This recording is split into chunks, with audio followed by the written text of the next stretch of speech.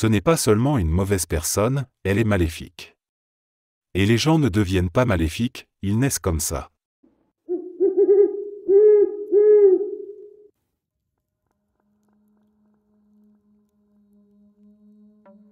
J'étais à une soirée organisée par quelques étudiants de la fac, un de ces rassemblements où tout le monde parle trop fort, où la musique étouffe les conversations, et où l'alcool finit par rendre les gens étranges. Parmi les invités, il y avait une fille de ma promo, quelqu'un que je connaissais vaguement. On avait partagé des cours, échangé quelques mots, rien de plus. Au début, tout semblait normal.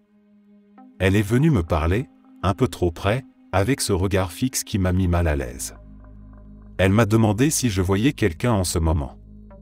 J'ai éludé, souri, changé de sujet. Mais elle insistait, voulait savoir son nom, disait qu'elle pourrait m'aider. Son ton était trop insistant, comme si elle se persuadait elle-même qu'elle avait un rôle à jouer dans ma vie. Je me souviens du moment exact où tout a basculé. Elle s'est approchée brusquement, a posé ses mains sur mon cou et a serré. Pas fort au début, puis plus fort, au point que j'ai eu du mal à respirer. Ses yeux étaient vides, comme si elle ne comprenait plus ce qu'elle faisait. Elle me demandait encore le nom de cette fille, répétant qu'elle devait savoir, qu'elle voulait m'aider. Autour de nous, personne ne semblait remarquer tout de suite ce qui se passait. C'est seulement quand elle a commencé à vaciller que quelqu'un a crié. Et là, elle a vomi, sur elle-même, sans même me lâcher tout de suite. L'odeur, le choc, la panique, tout s'est mêlé. Quand elle a enfin reculé, je suis resté immobile, complètement sonné. Elle pleurait, murmurait des mots que je ne comprenais pas. On l'a emmenée à l'extérieur, et moi, je suis sorti quelques minutes plus tard, tremblant, encore incapable d'assimiler ce qui venait d'arriver.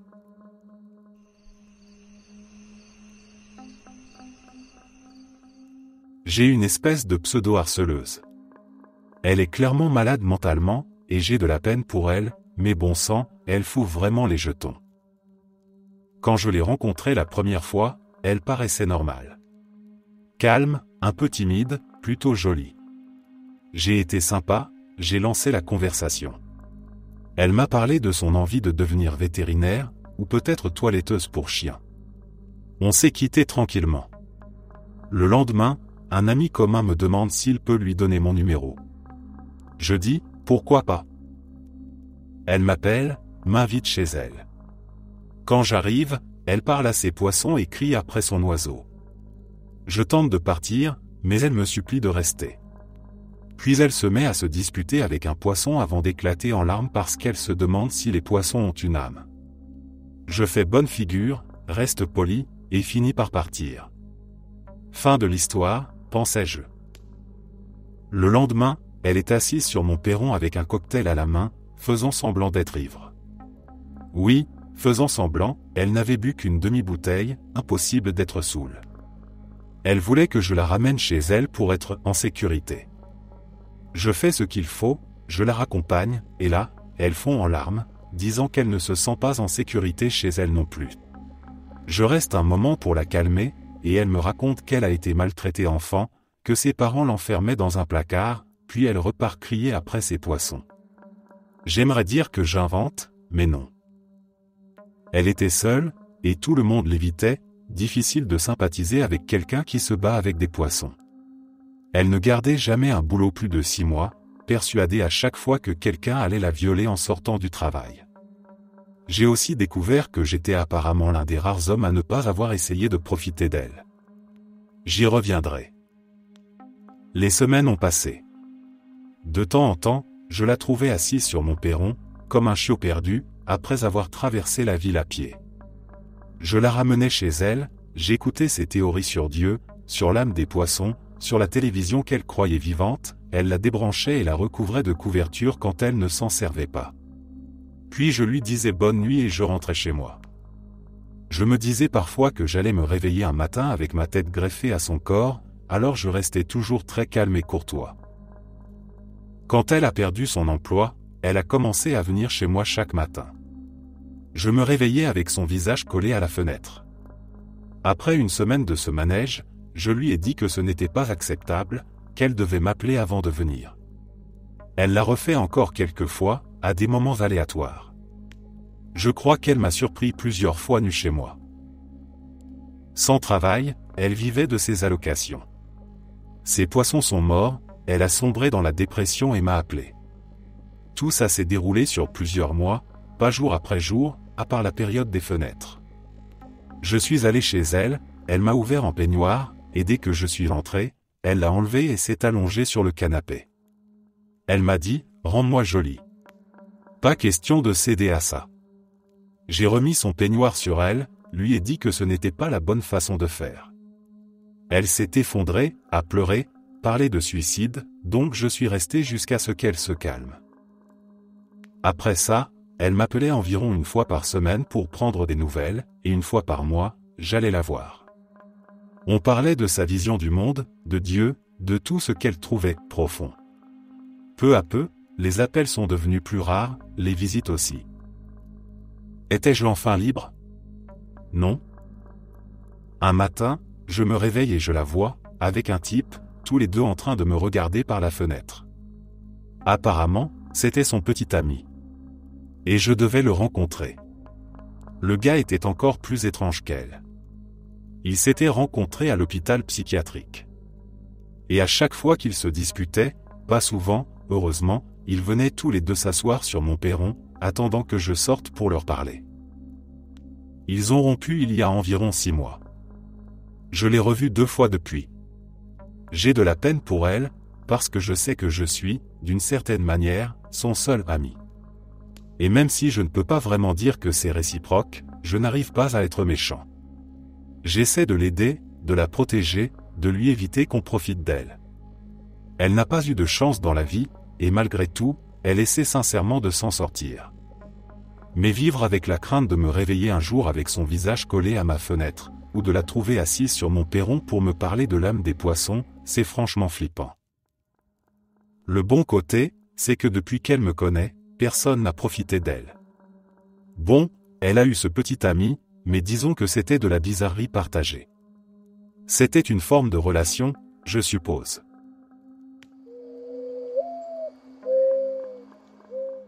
J'avais 11 ans et je passais l'après-midi chez un ami. On jouait dans le salon, un peu distrait, quand sa mère est rentrée de la cabine de bronzage. Elle portait un peignoir blanc, les cheveux encore relevés, et l'odeur du produit solaire flottait dans la pièce. Elle s'est approchée de nous avec un sourire étrange, a défait le nœud de sa ceinture et a ouvert le peignoir. Elle n'avait rien dessous. Elle nous a demandé d'une voix légère si on trouvait que son bronzage était réussi. Mon ami n'a rien dit, il a simplement fixé le sol. Moi, je ne savais pas quoi faire, j'étais paralysé, honteux sans même comprendre pourquoi. L'air semblait plus lourd, comme si tout s'était arrêté autour de nous. Elle a refermé son peignoir en riant doucement, comme si ce n'était qu'un jeu, puis elle est partie vers la salle de bain en claquant des talons. On n'a pas échangé un mot après ça. Je me souviens seulement du silence, de la gêne, et du sentiment d'avoir vu quelque chose qu'un enfant n'aurait jamais dû voir.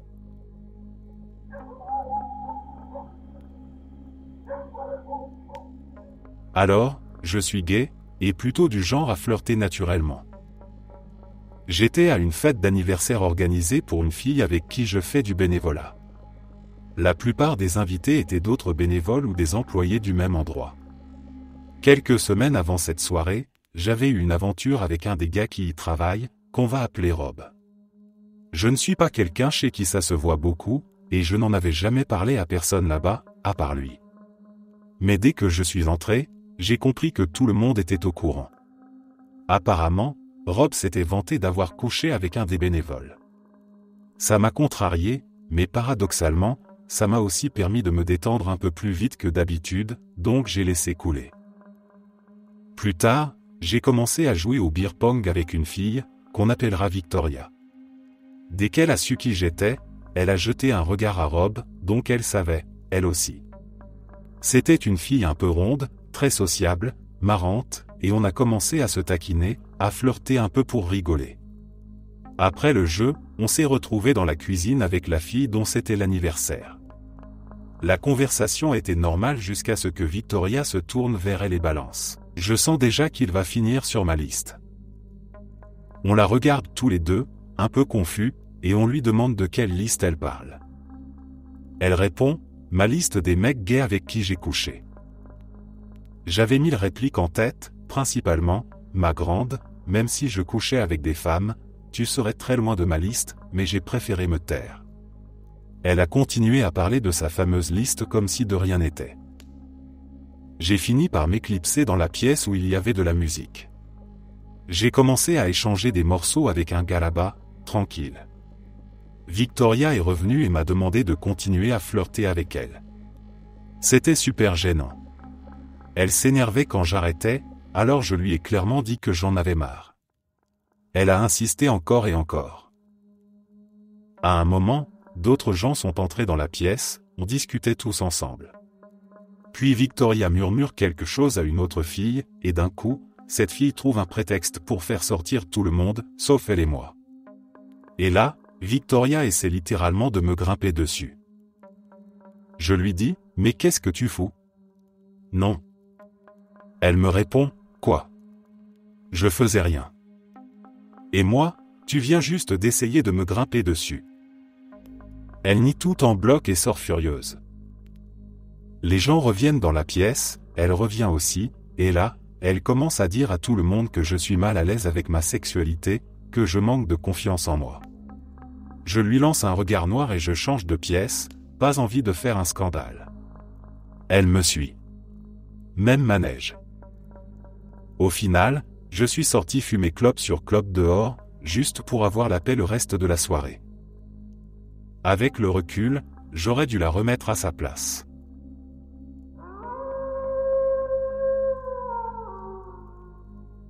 J'étais à la fac, en cours de microbiologie, et il y avait cette fille assise juste devant moi.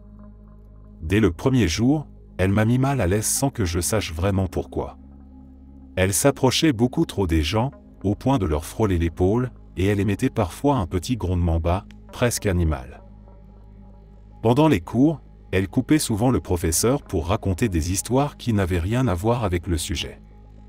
Un jour, alors qu'on parlait de la fascite nécrosante, elle s'est lancée dans une tirade sur une fanfiction qu'elle écrivait. Le professeur est resté figé, comme s'il ne savait pas s'il devait rire ou l'expulser. Quelques semaines plus tard, elle a commencé à venir en cours avec des oreilles de chat et une espèce de queue attachée à son pantalon. Elle miaulait quand on lui disait bonjour.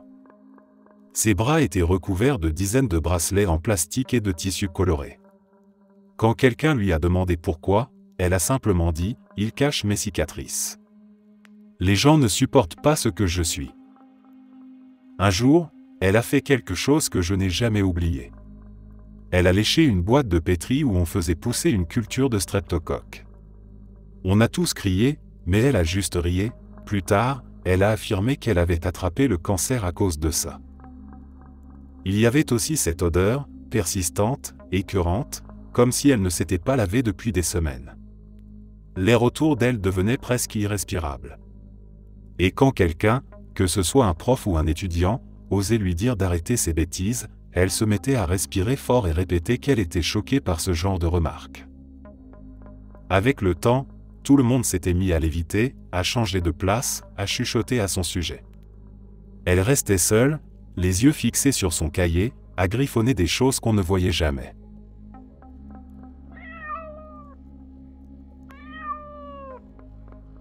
Bon, il y a environ 6 semaines, j'ai passé une très mauvaise journée. Je me suis brisé le dos dans un accident de voiture, je ne peux plus travailler comme ambulancier. J'ai découvert que ma famille, à qui j'envoyais les chèques pour le prêt immobilier, les encaissait pour eux-mêmes depuis presque 6 mois. J'ai reçu un avis d'expulsion, la procédure pouvant tomber d'un jour à l'autre. Ma mère a fait un arrêt cardiaque sur la table d'opération. Elle a été réanimée ensuite, mais l'intervention était immense, très compliquée, et tout s'est très mal passé. J'ai aussi appris que mon parrain quittait ma marraine pour une fille en Floride, et que je perdais mon meilleur ami avec lui au lieu qu'il revienne d'affectation dans la marine. C'était une journée pourrie, vraiment. Quelques semaines avant ça, j'avais pris une mauvaise décision. J'avais eu une relation intime avec la colocataire de mes parrains. J'ai voulu couper les ponts ensuite, pour éviter les problèmes. Selon moi, il y avait une chance sur 2 que ça tourne mal et qu'on me mette dehors. Elle s'est pointée chez moi, sans prévenir, sans y être invitée, prête à me sauter dessus. J'ai vite compris qu'il était impossible de lui parler calmement. Elle était tout le temps défoncée, peu importe à quoi. Quand j'ai appris à mieux la connaître, j'ai eu honte de moi. Même si je suis en froid avec ma famille, un fils garde toujours une place spéciale dans son cœur pour sa mère. C'est ça qui m'a le plus touché. J'étais sobre depuis 2 ou 3 mois à ce moment-là, mais ce jour-là, j'ai rechuté. Fort. Tout m'est tombé dessus d'un coup, et je n'ai pas voulu ressentir quoi que ce soit. Alors je me suis noyé dans l'alcool. Je ne sais même pas pourquoi je gardais encore des bouteilles. Depuis, j'ai repris ma sobriété. Elle est revenue, disant que mes parrains lui avaient dit de venir. J'étais hors de moi, de douleur et de colère, mais je n'ai rien laissé paraître. Je lui ai dit de partir. Je suis retourné dans ma chambre, et la minute d'après, elle était dans ma maison. Je ne sais pas comment elle a su pour la serrure cassée à l'arrière. La dernière fois que j'avais eu un face-à-face avec une femme, mon ex avait essayé de me tuer à la machette de cuisine. Elle frappait ma porte de chambre pendant que je tenais un pistolet, suppliant la police d'arriver avant qu'elle n'entre, pour ne pas avoir à tirer. Ils sont finalement venus, et pourtant c'est moi qu'ils ont failli embarquer. Les anciens détenus ne bénéficient d'aucun doute. Alors cette femme, qui venait de s'introduire chez moi, me collait, me touchait, essayant de me forcer, en disant qu'elle faisait tout ça parce qu'elle se souciait de moi et voulait que je me sente mieux. Je me suis levé, je lui ai dit de partir, que c'était de la folie, qu'elle était en train de violer mon intimité, que je ne voulais plus jamais la voir. Elle a pris ma bouteille, l'a finie pour moi, et a continué sans s'arrêter, me parlant d'amour, de soutien, de tout ce que je devais accepter de ressentir. Il y a longtemps, j'avais une limite, un point de rupture. Et ce soir-là, je m'en suis approché. Ce n'était que la 2e fois de ma vie où j'ai cru que j'allais frapper une femme. Je me sentais complètement piétiné, sans le moindre respect. Alors j'ai ramassé quelques bouteilles et je me suis réfugié chez mon voisin. C'est un cuistot de méthamphétamine, un type des bikers, mais un gars bien, l'un des rares à comprendre et à donner une seconde chance à un type avec un casier judiciaire, parce qu'il a lui-même tué un homme dans le passé. On a parlé toute la nuit. On a tous les deux des raisons de vivre, on n'allait rien faire de stupide. Je tenais juste à préciser ça. Le matin, il est allé voir chez moi. Elle était allongée, nue, sur mon lit, un vibromasseur à la main, d'après ce qu'il m'a dit. Moi, je suis resté chez lui. Ses charmes n'ont pas marché sur lui non plus. Et quand sa copine est arrivée, la fille a eu soudainement envie de partir. J'ai eu la conscience tranquille. Je l'avais laissée dormir sa cuite, c'était déjà plus que ce qu'elle méritait. Elle est partie, et j'ai changé les serrures. J'ai installé des lampes à détecteur de mouvement. Rien de cher, je suis fauché. J'ai déjà eu une femme qui a voulu me tirer dessus après 5 jours parce que je refusais de lui dire que j'allais l'épouser. Une autre qui est devenue suicidaire et m'a poignardé à la jambe. Celle avec le couperet. Une autre m'a ouvert le crâne avec une bouteille brisée. 2 autres ont tenté de me planter. J'admets que j'attire un certain type de personne. Mais celle-là, peut-être parce qu'elle est encore fraîche dans ma mémoire, est la plus effrayante. Elle savait que je ne pouvais rien faire, que j'étais brisé, qu'elle avait tout le pouvoir, et que j'étais au plus bas. Et ça, c'est une forme de cruauté qui glace le sang.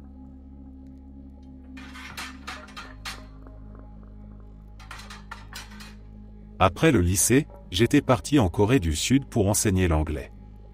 C'était une expérience incroyable au début, un nouveau pays, une langue que je découvrais, des élèves curieux, et un quotidien plein de choses inattendues. Au fil des mois, je m'étais lié d'amitié avec une enseignante coréenne de l'école et son mari. Ils étaient toujours chaleureux, curieux de la culture américaine, et m'avaient un peu adopté comme un membre de la famille. Leur fille, âgée de 15 ans, étudiait dans le même établissement. C'était une adolescente vive, polie, souvent timide mais pleine d'énergie quand elle était avec ses parents. On passait beaucoup de temps ensemble. Il m'avait fait visiter plusieurs régions du pays, m'invitait régulièrement à dîner, et je les considérais vraiment comme des proches.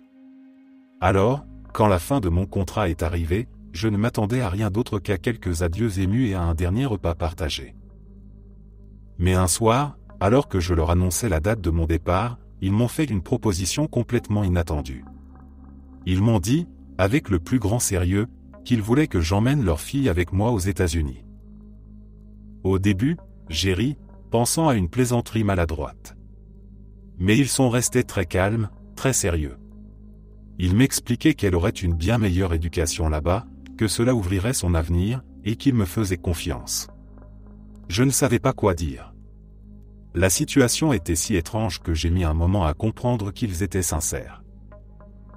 J'ai essayé de leur faire comprendre que ce serait très mal perçu, que je ne pouvais pas simplement rentrer dans mon pays avec une adolescente sous ma responsabilité. Ils semblaient ne pas comprendre le problème. Puis, le ton a changé. Ils m'ont dit qu'elle pourrait s'occuper de moi, être ma petite amie si je le souhaitais, qu'elle ferait tout pour me rendre heureux. À ce moment-là, j'ai senti un malaise profond. Je leur ai dit non, clairement, et j'ai écourté la soirée. Le lendemain, quand je suis repassé à l'école, ils m'ont salué poliment, mais l'atmosphère n'était plus la même. Le regard de la mère, surtout, semblait plein de déception. L'autre jour, j'étais tranquillement assis dans le café à l'intérieur de ma salle de sport, en attendant mon ami qui venait de partir prendre une douche.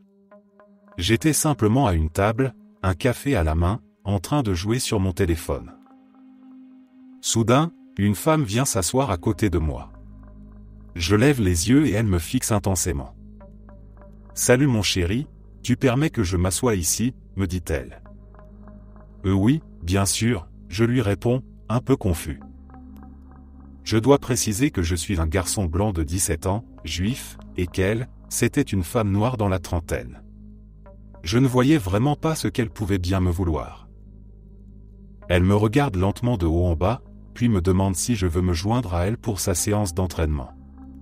Je décline poliment en disant que je venais justement de terminer la mienne. Elle me répond quelque chose comme « ça se voit, en effet », avec un clin d'œil. Là, ça devient carrément bizarre. Elle se rapproche un peu, me fixe dans les yeux et je ne sais pas quoi faire d'autre que de sourire nerveusement. Tout à coup, un grand type baraqué arrive derrière elle. Premier réflexe, je me dis que ce gars va me démonter. Il va littéralement me casser la figure. Mais au lieu de ça, il me tend la main. Je la serre, un peu déboussolé, et il s'adresse à celle que je comprends être sa cliente. « Ce jeune homme se joint à nous aujourd'hui ?» Avant même qu'elle ne réponde, une autre femme s'approche et rejoint le duo. Elle aussi se met à me fixer droit dans les yeux. Pendant quelques secondes, ils restent tous là, debout, à me sourire, puis à se regarder entre eux, toujours avec ce sourire. Le malaise est total. « Jeff, mais bordel t'es où ?» Puis d'un coup, ils hochent la tête, me font un dernier sourire, et s'en vont. Je n'ai toujours aucune idée de ce qu'ils voulaient, mais quelque chose me dit qu'ils cherchaient quelqu'un à recruter pour leur plan à 3, et que, pour une raison incompréhensible, leur candidat idéal, c'était moi. J'avais une ex qui m'a menti en me faisant croire qu'elle était enceinte. À l'époque, j'étais jeune, naïf, et j'ai pris cette annonce au sérieux. J'ai passé plusieurs jours à essayer de comprendre ce que j'allais faire, à envisager des choses que je n'étais pas prêt à affronter. Puis, tout s'est effondré quand j'ai découvert qu'elle avait inventé toute l'histoire. Après la rupture, elle n'a pas disparu. Au contraire, elle m'écrivait presque tous les jours. Des messages interminables, parfois au milieu de la nuit, remplis d'insultes, de reproches et de phrases décousues. C'était toujours la même rengaine, que j'étais lâche, que je l'avais détruite, que je ne méritais rien. Au début, je répondais, pensant pouvoir calmer les choses. Mais chaque mot que j'envoyais ne faisait qu'enflammer un peu plus la situation. Alors j'ai fini par me taire. Et même le silence semblait la rendre furieuse. Ce manège a duré des semaines, puis des mois. Chaque notification sur mon téléphone me faisait sursauter. Elle oscillait entre la colère et des tentatives de douceur forcée, comme si elle voulait me rappeler le garçon que j'étais avant que tout s'effondre. Un jour, les messages ont simplement cessé. Aucun adieu, aucune explication. Elle a disparu aussi soudainement qu'elle s'était accrochée. Et je me suis retrouvé face à un vide étrange, fait à la fois de soulagement et de malaise. Quand j'y repense, je me dis qu'elle n'était pas seulement cruelle ou instable. Il y avait probablement quelque chose de brisé en elle, quelque chose qu'elle essayait d'étouffer en me harcelant. Et malgré tout ce que j'ai enduré, une part de moi garde une sorte de tristesse pour cette fille qui, sous sa colère, semblait simplement perdue.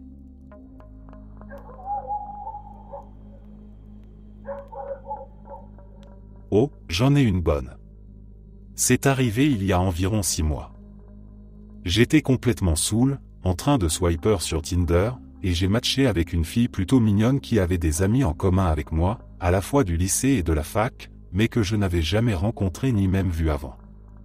Je lui ai envoyé quelques messages, des phrases de drague un peu flatteuses comme à mon habitude, sans y penser sérieusement. On s'est échangé une dizaine de messages avant que je m'endorme dans mon lit.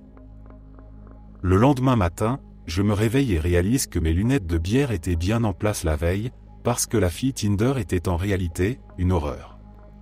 Imagine une version féminine de Gary Busey qui participerait à des concours de mangeurs d'ailes de poulet tous les week-ends.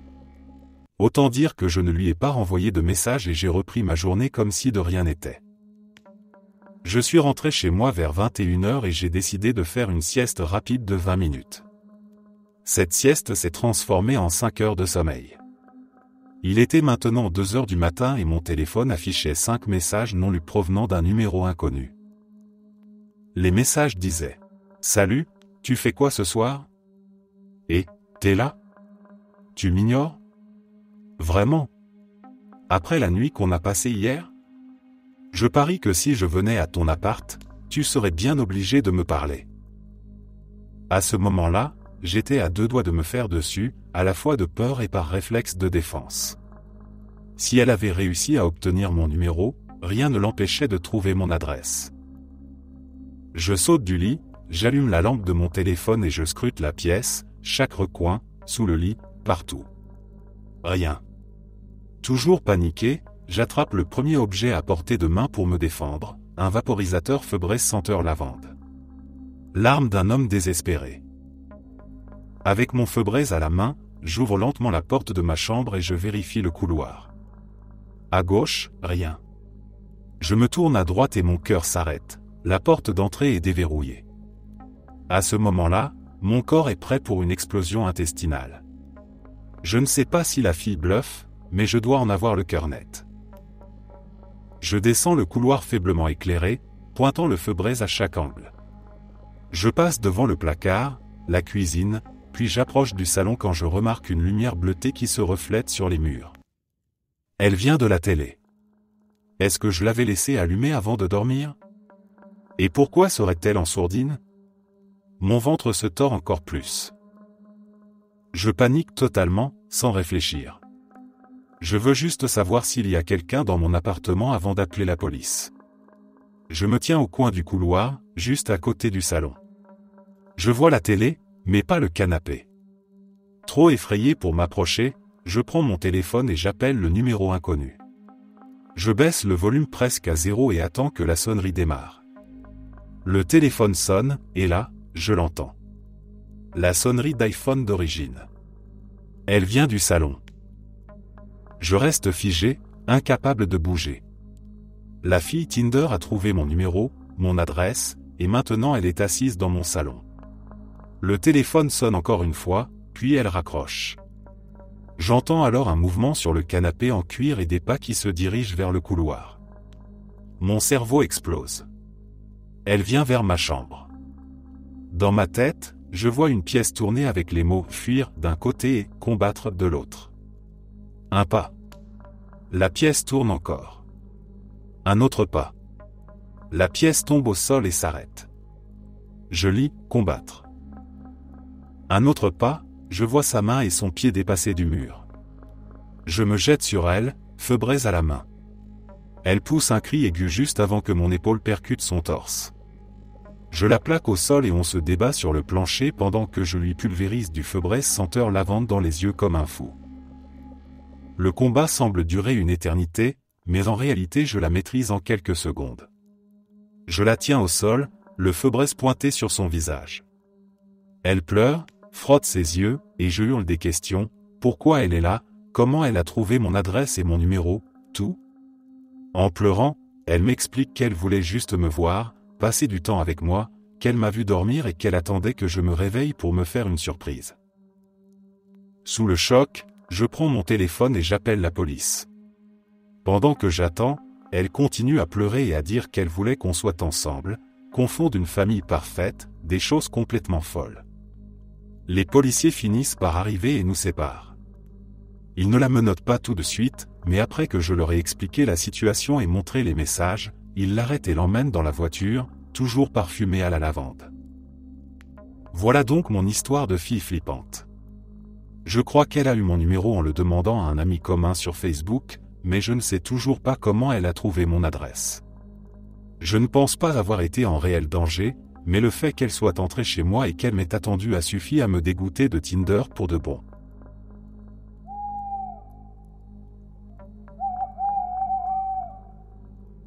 J'étais à San Francisco pour la GDC, il y a quelques années. Avec mes camarades de classe, on avait choisi de loger dans une auberge plutôt qu'à l'hôtel, histoire d'économiser un peu. L'endroit n'était pas luxueux, mais il y avait une ambiance conviviale, pleine de voyageurs venus des 4 coins du monde. Les premières soirées, on se retrouvait souvent dans la salle commune.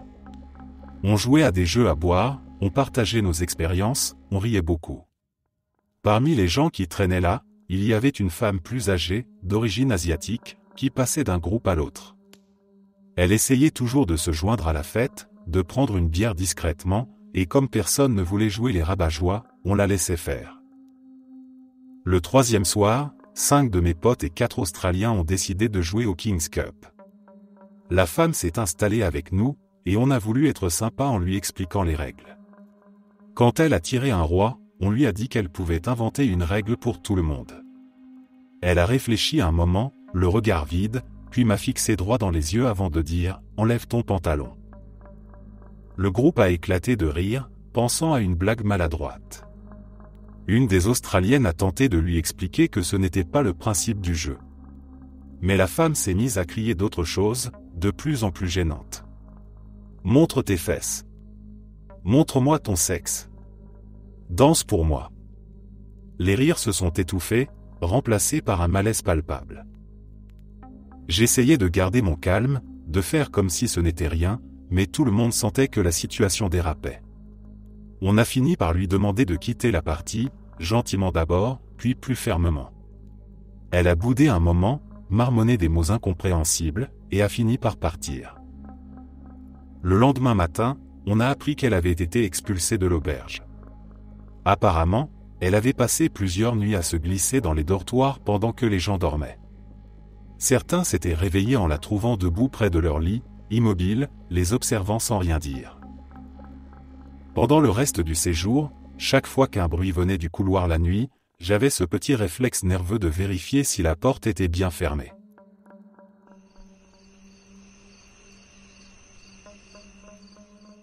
J'ai rencontré une fille au lycée, dans un cours d'art verrier, et on s'est tout de suite très bien entendu. Je ne m'étais jamais considéré comme bisexuel ou homosexuel, et ce n'est toujours pas le cas aujourd'hui. Mais passer tout mon temps avec elle a fini par changer quelque chose. Un soir, alors qu'on faisait des recherches sur les feuilles dans l'encyclopédie pour un projet, on s'est embrassé dans le salon de ses parents. On est restés ensemble environ 2 ans. Plus on se rapprochait, plus les choses devenaient malsaines. Elle m'écrivait de longues lettres, parfois tous les jours, parfois 10 ou 12 pages recto verso, dans lesquelles elle expliquait toutes les raisons pour lesquelles elle avait besoin de moi et disait que je la maintenais normale.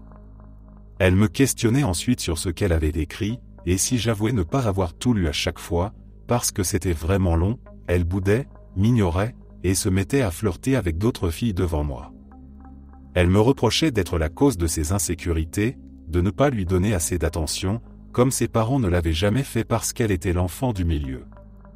Elle me criait dessus, me frappait parfois, pleurait pendant qu'on faisait l'amour, me tenait la tête quand j'essayais d'arrêter.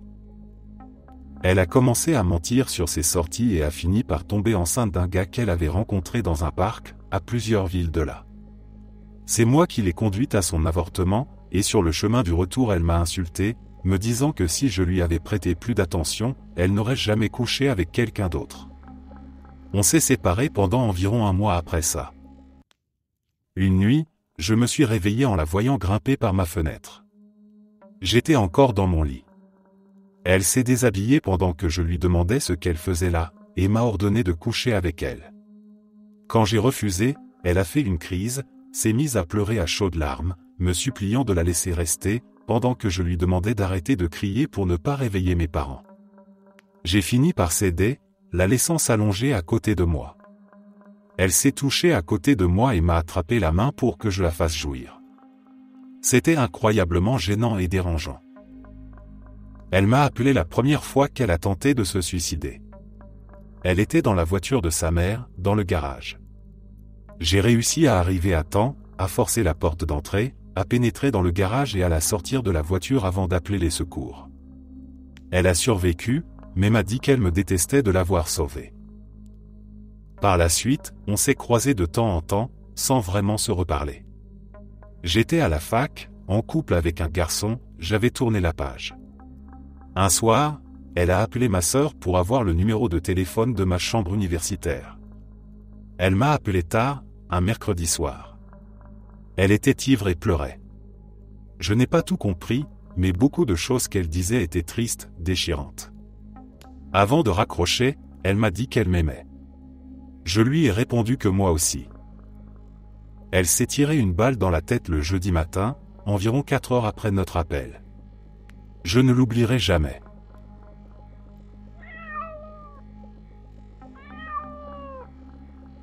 Il y avait cette fille de ma classe, quelqu'un avec qui j'avais échangé à peine quelques mots. Rien de plus qu'un salut poli en entrant en cours. Pourtant, un jour, j'ai commencé à recevoir des messages d'un numéro inconnu. C'était elle. Je ne lui avais jamais donné mon contact, mais elle avait réussi à le trouver, je ne sais pas comment. Au début, ces messages semblaient anodins.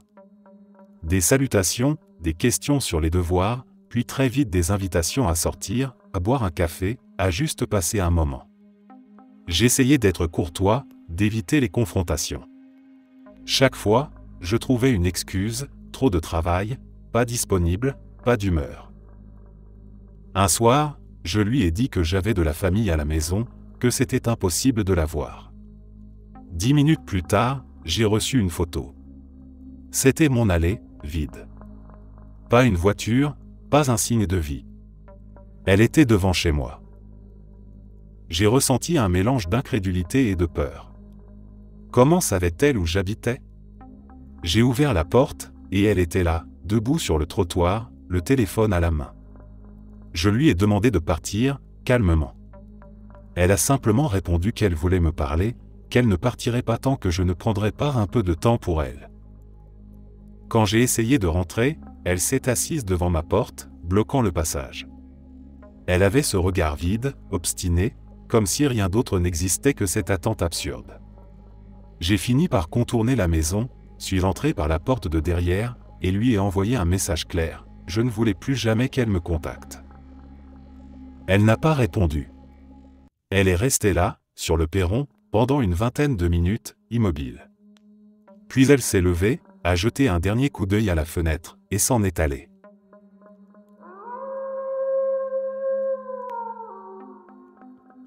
J'avais 22 ans et je passais la soirée dans un bar. J'ai commencé à discuter avec une femme plus âgée, la trentaine bien entamée, qui paraissait sympa et très intéressée par moi. Elle m'a assuré qu'elle était célibataire et qu'elle voulait juste s'amuser un peu. Je me suis dit pourquoi pas. On est sorti à l'arrière du bar, on s'est un peu amusé et on a échangé nos numéros. J'étais plutôt content de moi, jusqu'à ce que j'apprenne 4 choses. Premièrement, c'était une amie proche de ma mère. Deuxièmement, elle était mariée. Troisièmement, son mari était policier. Et quatrièmement, elle avait 2 enfants. Autant dire que j'étais furieux. Je lui ai envoyé un message pour lui dire que ce qu'on avait fait était une erreur, que j'étais désolé et que je ne voulais plus la revoir. Je pensais que le pire était passé. J'avais tort. Plus tard dans la nuit, ma mère m'appelle. Son amie venait d'essayer de se suicider, et elle me demandait de venir la chercher. Ma mère avait bu, et de la conduire chez elle immédiatement. À ce moment-là, j'étais complètement paniqué, mais je me suis ressaisi. J'ai pris la voiture, récupéré ma mère, et on est parti. Dès qu'on est arrivé, ma mère a sauté hors de la voiture et a couru vers la maison, en me disant de rester à l'intérieur. 2 minutes plus tard, la première voiture de police arrive, c'était son mari, de service cette nuit-là. Quelques minutes après, 2 autres voitures et une ambulance se sont pointées. On a sorti la femme sur une civière. Ma mère m'a dit de rentrer, qu'elle accompagnerait son amie à l'hôpital. Elle a fini par s'en sortir, mais je me suis senti atrocement mal. Je savais que je n'avais rien fait volontairement de mal, mais toute cette histoire était devenue un cauchemar. J'ai appris plus tard que l'un de ses enfants était dans la pièce avec elle ce soir-là. Et pour aggraver encore les choses, elle a continué à m'envoyer des messages pendant 2 ans. Des textos à la fois insultants et sexuels. Elle est même allée jusqu'à dire à ma mère que j'étais l'homme de sa vie. J'ai tout ignoré et supprimé, même si, avec le recul, j'aurais dû les garder comme preuve. Morale de l'histoire, fais très attention à qui tu décides de coucher avec.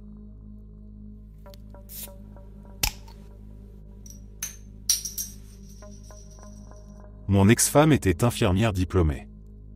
Elle connaissait les médicaments, les dosages, les effets secondaires, tout ce qu'un patient ordinaire ignore. Au début, je croyais qu'elle m'aidait, qu'elle s'assurait simplement que je suivais bien mon traitement. Puis, petit à petit, quelque chose a changé. Je me sentais de plus en plus mal. Des vertiges, des nausées, une fatigue inexplicable.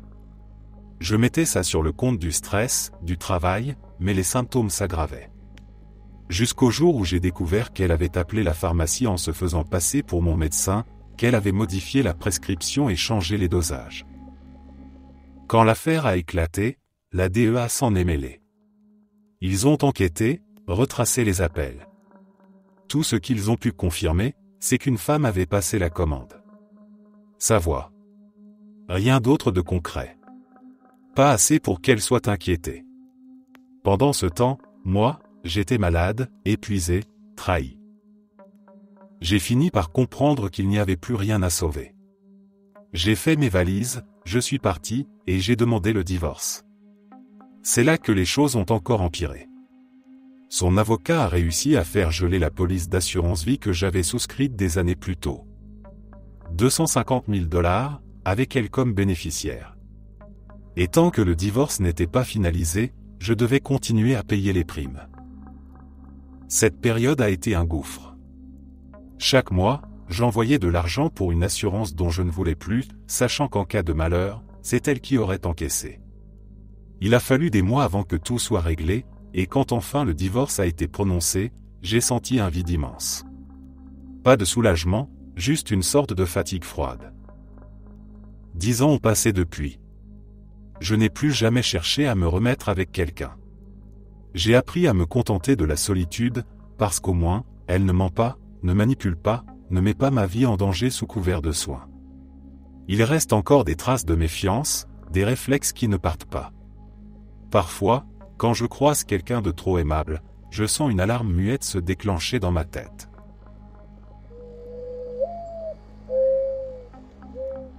J'étais chez moi un soir après le travail, vers 23h, traînant sur OkCupid, répondant à des messages et voyant si quelqu'un d'intéressant était dans le coin. Une fille inconnue m'a envoyé un message instantané et on a commencé à discuter. Presque tout de suite, elle m'a demandé mon numéro de téléphone en disant qu'elle préférait parler de vive voix. C'était ma soirée de repos, elle semblait plutôt mignonne sur ses photos, alors pourquoi pas. 10 secondes après que je lui ai envoyé mon numéro, elle m'a appelé. On a parlé quelques minutes, puis elle m'a dit qu'elle voulait me voir ce soir-là. Une partie de moi était curieuse, l'autre trouvait ça un peu louche. Quand j'ai hésité, elle m'a dit que c'était une offre unique. Si je refusais, elle ne me le redemanderait jamais. Bon, d'accord.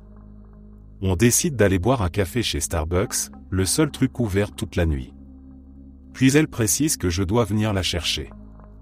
Je lui demande pourquoi, et elle m'explique que son ex-fiancé lui a explosé ses feux arrière à coups de batte de baseball, qu'elle ne veut pas conduire parce qu'elle transporte un pistolet sans permis, et qu'elle bosse pour un syndicat secret de hackers qui la paie avec des cartes bancaires jetables pour qu'elle reste intraçable.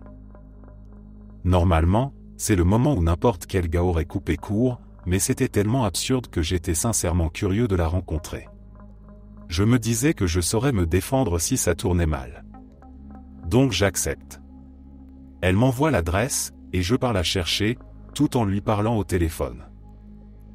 Le quartier était plutôt chic, une banlieue résidentielle calme. En arrivant, je l'entends chuchoter à quelqu'un, puis visiblement sortir discrètement de chez elle pour m'attendre.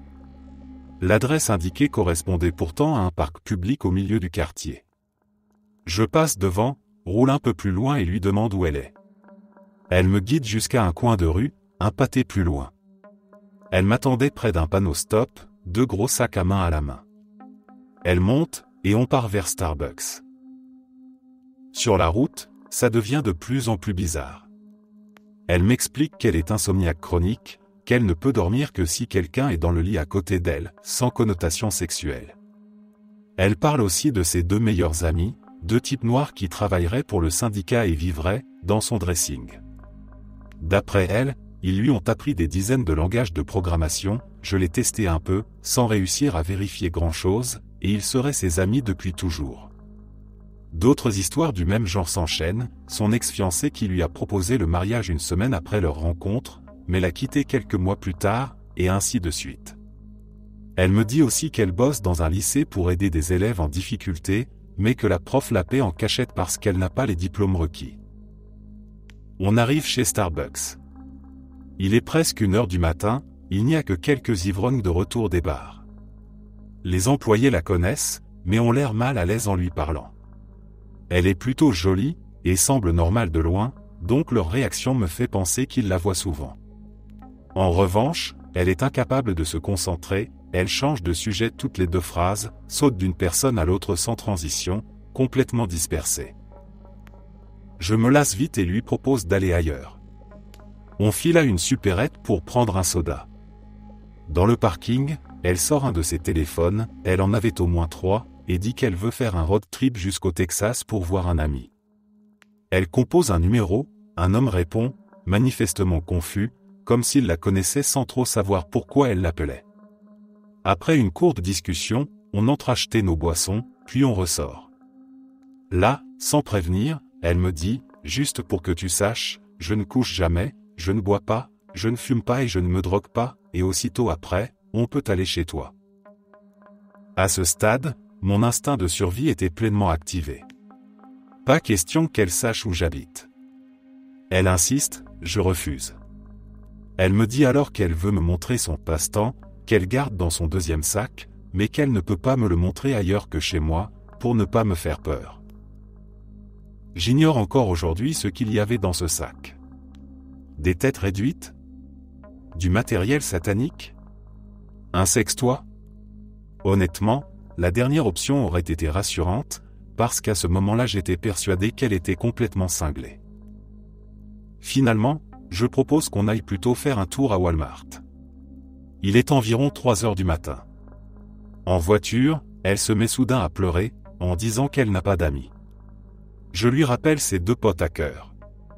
Elle me répond, ils ne sont là que quand je ferme les yeux. Ils disparaissent quand je suis réveillé. Là, c'est le déclic, j'ai une schizophrène délirante dans ma voiture. Elle me parle de ses hallucinations comme si c'était normal. Mais on arrive à Walmart, donc je fais semblant de rester calme et j'essaie de trouver une issue sans danger. Je ne peux pas la laisser seule dehors au milieu de la nuit, alors je continue à faire bonne figure. On entre dans le magasin, et elle me dit qu'elle sait qu'elle peut me faire confiance parce que je ne me drogue pas. Je lui demande comment elle le sait. Elle me répond, parce que tu n'as pas de trou dans le visage. Quand quelqu'un se drogue, je vois plein de petits trous sur sa peau. Regarde, je vais te montrer sur ce type là-bas. Et elle se met à courir vers un employé. Je la retiens de justesse et détourne son attention pour éviter un incident. On continue à marcher un peu. On passe devant le rayon des cartes d'anniversaire. J'en ouvre une avec le thème de Star Wars qui joue la musique du film. Elle ne réagit pas. Je lui demande si elle connaît Star Wars. Elle me répond très sérieusement qu'elle n'en a jamais entendu parler et qu'elle n'a vu que 2 films dans toute sa vie. Et là, tout s'éclaire. Tout devient limpide d'un coup. Ce n'est pas juste de la schizophrénie, je suis convaincu que la fille que j'ai en face de moi n'est qu'une des personnalités d'un trouble dissociatif. L'absence d'amis, les employés de nuit qui la reconnaissent, l'insomnie permanente, les hallucinations, le manque total de repères culturels, son obsession du maintenant ou jamais. Tout collait. Je la ramène dans son quartier. Elle insiste encore pour venir chez moi, je refuse. Puis, soudain, elle hurle qu'il y a un homme armé sur le bord de la route, habillé en noir, et que j'ai failli le percuter. Je fais demi-tour pour lui prouver qu'il n'y a personne, mais elle entre dans une crise de panique telle que je renonce et continue à conduire. On arrive à sa rue. Je m'arrête là où je l'avais prise. Au lieu de descendre, elle s'appuie contre mon épaule et fait semblant de s'endormir en poussant de faux ronflements exagérés, façon dessin animé. Je lui demande gentiment de rentrer chez elle, elle ignore. Au bout d'1 minute, je la pousse un peu pour lui faire comprendre. Elle finit par descendre, me dit bonne nuit, puis revient brusquement, m'attrape et m'embrasse. Ensuite elle s'enfuit en courant dans la rue.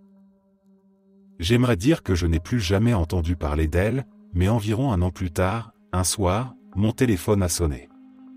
Une fille inconnue voulait parler. Elle ne semblait pas savoir qui j'étais. Il m'a fallu quelques secondes pour comprendre que c'était elle. J'ai réussi à la convaincre qu'elle s'était trompée de numéro. Je ne sais toujours pas ce qu'elle est devenue, ni ce qu'il y avait dans ce sac.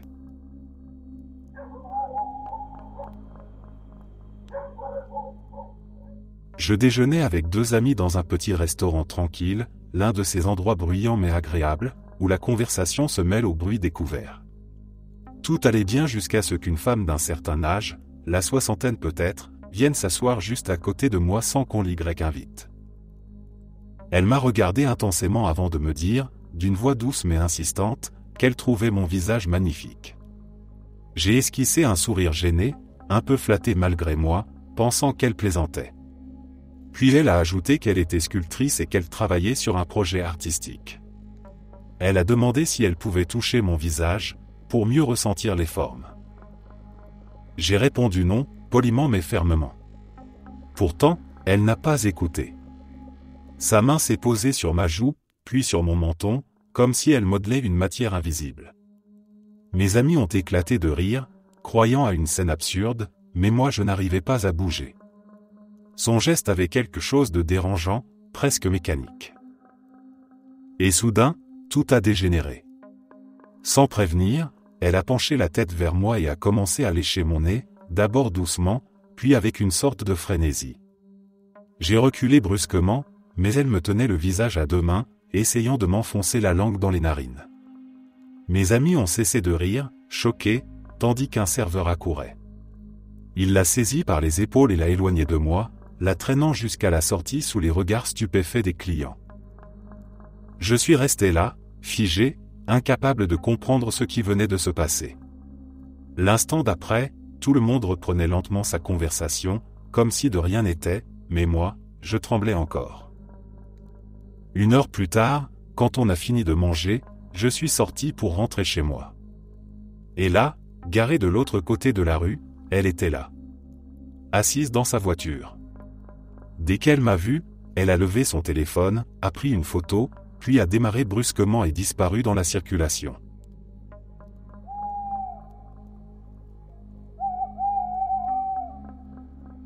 J'ai fréquenté cette fille par intermittence pendant environ 1 an.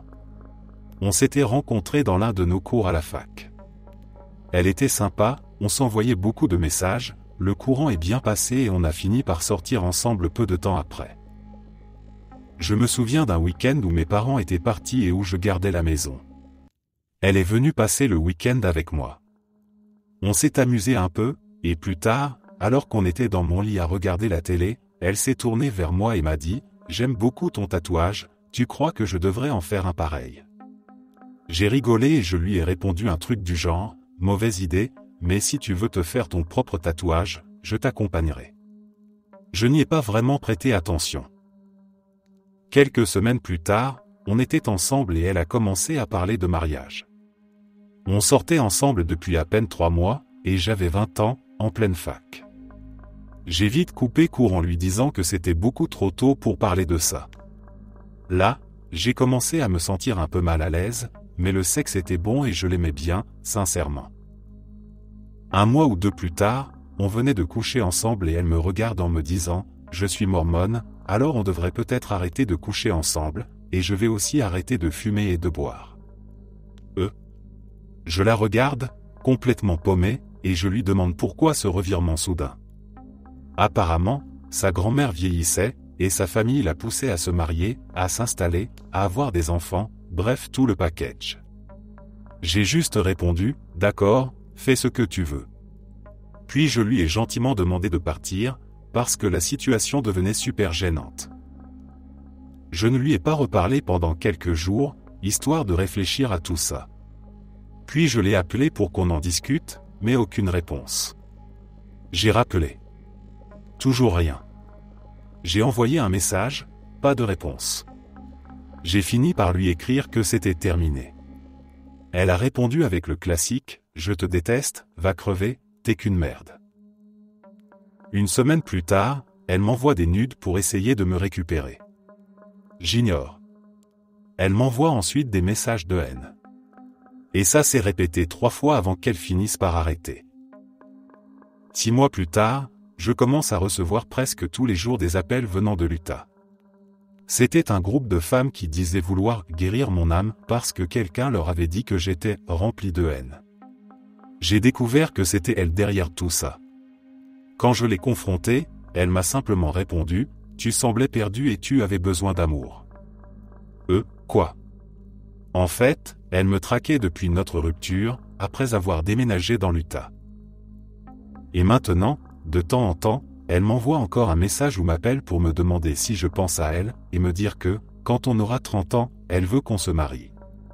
Je ne lui parle plus du tout, et tout ça remonte à environ 3 ans. Depuis, je suis en couple avec quelqu'un d'autre depuis plus d'1 an. C'était pendant mes années de lycée, quand je travaillais dans un cinéma. C'était un job simple, souvent répétitif, mais j'aimais bien l'ambiance, les collègues, le calme qui tombait après la dernière séance. Une nuit, vers 1h du matin, je sors du bâtiment après la fermeture, fatigué, les bras pleins de déchets à jeter. En arrivant sur le parking, je remarque quelque chose d'étrange sur ma voiture. Une grande plaque de carton recouvrait le pare-brise. Dessus, au marqueur noir, un message maladroit, « Salut, je te trouve mignon. Appelle-moi », suivi d'un numéro de téléphone. J'ai d'abord cru à une blague de mes collègues, une de ces farces de fin de service qui font rire tout le monde. Je suis donc retourné à l'intérieur pour leur demander qui en était l'auteur. Ils m'ont regardé sans comprendre, avant d'éclater de rire en voyant le morceau de carton. Aucun d'eux n'y était pour rien. Et c'est là que j'ai commencé à sentir une pointe d'inquiétude. L'un de mes amis a décidé d'appeler le numéro, plus par curiosité que par prudence. De l'autre côté du fil, une voix féminine a répondu immédiatement. Elle savait qui j'étais. Elle a expliqué qu'elle avait demandé à plusieurs employés du cinéma mon nom, simplement parce qu'elle m'avait vu sortir du bâtiment 1 semaine plus tôt. Elle avait trouvé que j'avais une bonne tête et voulait me revoir. Elle a raconté qu'elle m'avait suivi ce soir-là, qu'elle avait essayé de rentrer chez elle ensuite mais s'était un peu perdue. En réalité, elle m'avait suivi bien au-delà du parking, jusqu'à ma maison, située à l'extérieur de la ville. Elle avait observé les environs, noté les détails, et maintenant elle savait où je vivais. Ce qui m'a le plus glacé, c'est quand elle a expliqué comment je ne m'étais rendu compte de rien. Elle avait coupé ses phares pour que je ne la voie pas dans mon rétroviseur. Elle disait cela sur un ton léger, presque amusé, comme si c'était une anecdote inoffensive. Je n'ai pas cherché à en savoir plus. J'ai quitté le cinéma plus vite que jamais ce soir-là, les nerfs à vif, scrutant chaque voiture sur la route du retour. Pendant des semaines, j'ai eu ce réflexe de vérifier derrière moi, de ralentir avant d'entrer dans mon allée pour m'assurer que personne ne me suivait.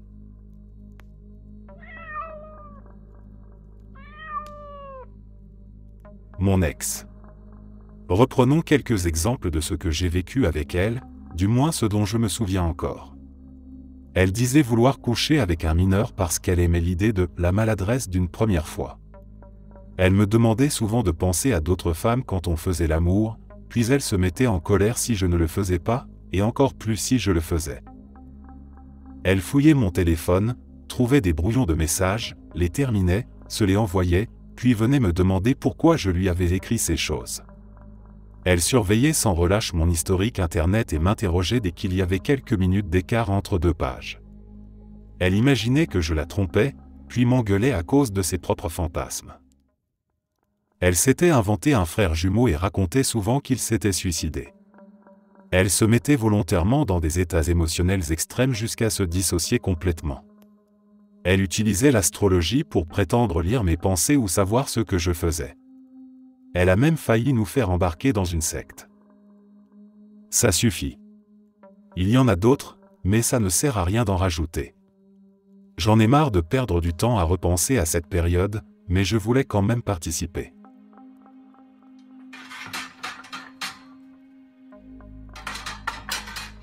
Je suivais une formation pour devenir technicien dans un centre d'appel. 3 semaines de cours intensifs, dispensés dans une salle où l'air sentait le café tiède et la moquette ancienne. L'ambiance était détendue, les stagiaires parlaient entre eux pendant les pauses, et moi, fidèle à mon habitude, je m'étais fait quelques connaissances. Parmi elles, une femme d'une 50aine d'années, vive, bavarde, souvent un peu étrange dans sa manière de s'exprimer. On déjeunait parfois ensemble, plus par politesse que par affinité. Elle racontait beaucoup de choses, souvent sans transition. Un jour, en plein milieu d'une conversation banale, elle m'a regardé avec un calme glaçant et m'a dit qu'elle avait tué un homme. Pas un sourire, pas un signe d'humour. Juste une affirmation, posée comme un fait. Sur le moment, j'ai cru à une mauvaise plaisanterie. J'ai tenté de rire, mais elle a poursuivi son histoire, avec un sérieux désarmant. Elle disait que c'était son ex-mari, qu'il l'avait battue pendant des années, qu'un jour elle avait pris une pelle et frappé jusqu'à ce qu'il ne bouge plus. Puis qu'elle l'avait enterré dans les bois, et que personne ne l'avait jamais retrouvé. Je me souviens d'avoir hoché la tête sans trop savoir pourquoi, le cerveau incapable de trier le vrai du faux. Il y avait quelque chose dans sa voix, dans son regard, qui me donnait l'impression qu'elle croyait chaque mot qu'elle disait. Mais ce n'était rien comparé à ce qu'elle a ajouté ensuite.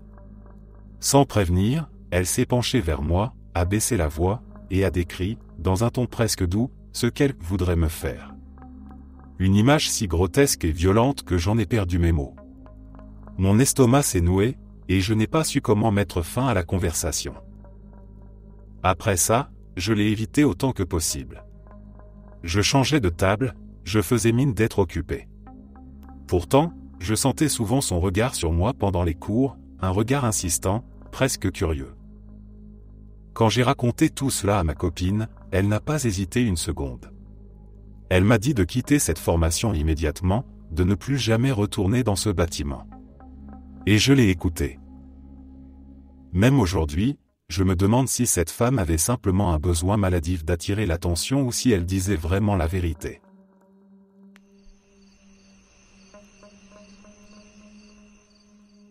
C'est arrivé assez récemment.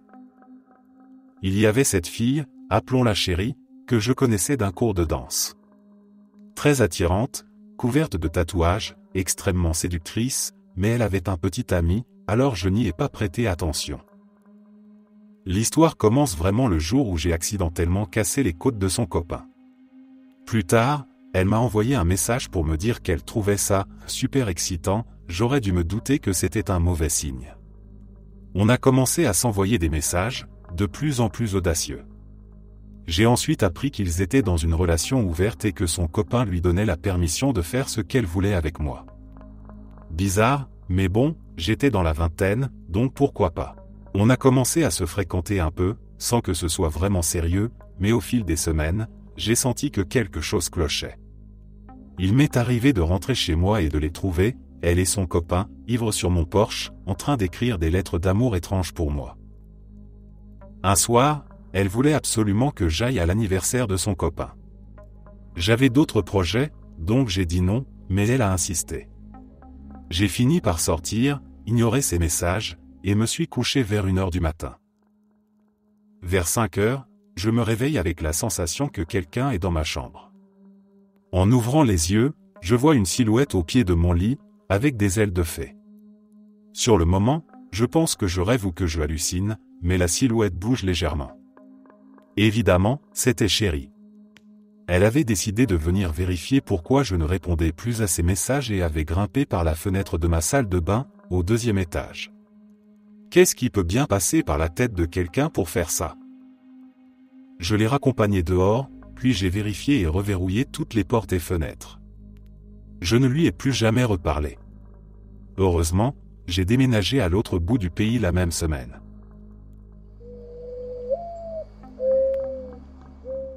Quand j'étais à une fête il y a quelques années, c'était juste après une dispute avec ma copine de l'époque. J'avais pas mal bu ce soir-là, plus que d'habitude, et assez vite. Normalement je tiens bien l'alcool, mais là j'avais dépassé la limite. Il y avait une fille qui restait sans arrêt dans les parages. Plusieurs personnes m'avaient prévenu qu'elle comptait me draguer. Je n'y ai pas prêté trop d'attention, pensant pouvoir gérer. Elle a commencé à flirter un peu, et pour éviter toute ambiguïté, j'ai pris soin de parler de ma copine dans la conversation. Ça n'a rien changé. À chaque fois que je m'éloignais pour parler à quelqu'un d'autre, je sentais une main me pincer les fesses. Quand je me retournais, elle reculait en riant. Au début c'était léger, mais ensuite ses gestes sont devenus plus insistants. Je lui ai dit clairement d'arrêter, que j'étais en couple. Plus tard dans la soirée, j'étais bien ivre et assis dans un coin, sur une chaise, pendant que la plupart des invités étaient dans une autre pièce. Elle est revenue et a vu là une occasion. Elle s'est assise sur mes genoux et a commencé à essayer de m'embrasser. Chaque fois que je tournais la tête, elle me mordait le cou. Puis elle a commencé à me toucher entre les jambes, et même après que j'ai repoussé sa main, elle revenait à la charge. J'étais trop saoul pour vraiment réagir, mes gestes étaient lents et maladroits. La dernière chose dont je me souviens, c'est d'avoir essayé de me lever pour qu'elle me lâche. Ensuite, je me suis réveillé le lendemain matin, allongé sur le sol dans la chambre d'une amie à moi, l'une des personnes qui organisait la fête. Je suis sorti, encore embrumé, et je lui ai demandé ce qui s'était passé. Elle m'a raconté que la fille avait tenté de m'emmener dehors en disant aux autres qu'elle allait s'occuper de moi chez elle. Mon amie ne l'a pas laissé faire. Elle a préféré m'enfermer dans sa chambre pour éviter qu'elle ne revienne, tout en venant vérifier régulièrement que j'allais bien. La fille, furieuse de ne pas avoir obtenu ce qu'elle voulait, a fini par quitter la fête en claquant la porte.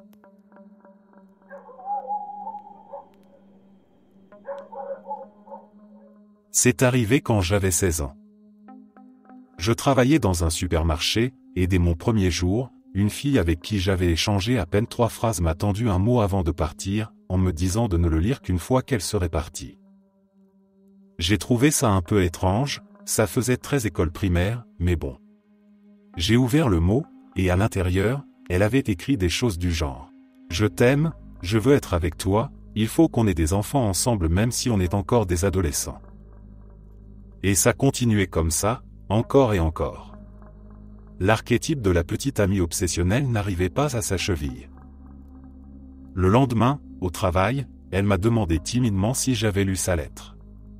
J'ai répondu oui, mais que je n'étais pas vraiment à la recherche d'une relation pour le moment. Son visage est resté figé pendant une seconde, puis elle a souri et a dit quelque chose comme « Pas de souci, je voulais juste tenter ma chance. » Et on a continué à travailler normalement.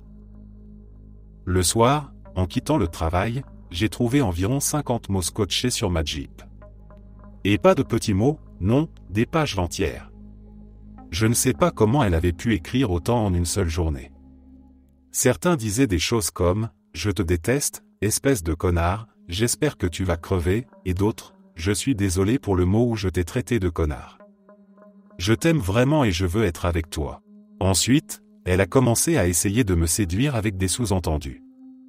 Pendant sa pause déjeuner, elle achetait ces énormes cornichons qu'on vendait, passait exprès à ma caisse, et me demandait « Tu crois que ce cornichon est pour le déjeuner ou pour le plaisir personnel ?»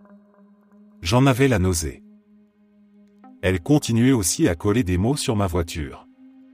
Finalement, au bout de quelques mois, elle s'est désintéressée de moi et a jeté son dévolu sur le nouveau gars du magasin.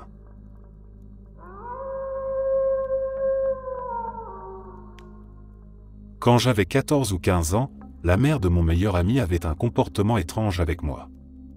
Elle me faisait souvent des remarques très directes, presque vulgaires, sans se rendre compte à quel point c'était gênant. Un jour, elle m'a dit que si elle avait 20 ans de moins, elle me prendrait sans hésiter. J'étais figé, incapable de répondre. Elle riait, comme si tout cela n'était qu'une plaisanterie. Moi, je ne savais pas où me mettre. Malgré tout, je ressentais une sorte de compassion pour elle. On voyait qu'elle était malheureuse, enfermée dans une vie qui ne lui convenait plus. Elle parlait beaucoup, souvent trop, et tout ce qu'elle disait semblait trahir une grande solitude. Elle s'était mis en tête que j'adorais les œufs durs. Je n'ai jamais compris pourquoi. Chaque fois qu'elle savait qu'elle allait me voir, elle en apportait un, soigneusement emballé dans du papier essuie-tout. Parfois, elle demandait même à son fils d'en garder un dans son sac toute la journée pour me le donner plus tard. L'œuf était souvent fissuré, parfois tiède, mais elle avait toujours l'air satisfaite, comme si ce petit geste voulait dire quelque chose d'important. À force, ces œufs étaient devenus un symbole un peu absurde entre nous. Je ne pouvais pas les refuser, alors je les acceptais avec un sourire maladroit. Son fils se contentait de lever les yeux au ciel, habitué à ce genre d'excentricité. Il faisait comme si de rien n'était, mais je sentais qu'il en avait honte. Parfois, quand on rentrait chez lui, elle me lançait un regard trop appuyé, un peu triste, comme si elle espérait que quelqu'un la remarque enfin. Dans ces moments-là, je détournais les yeux et faisais semblant de ne rien comprendre.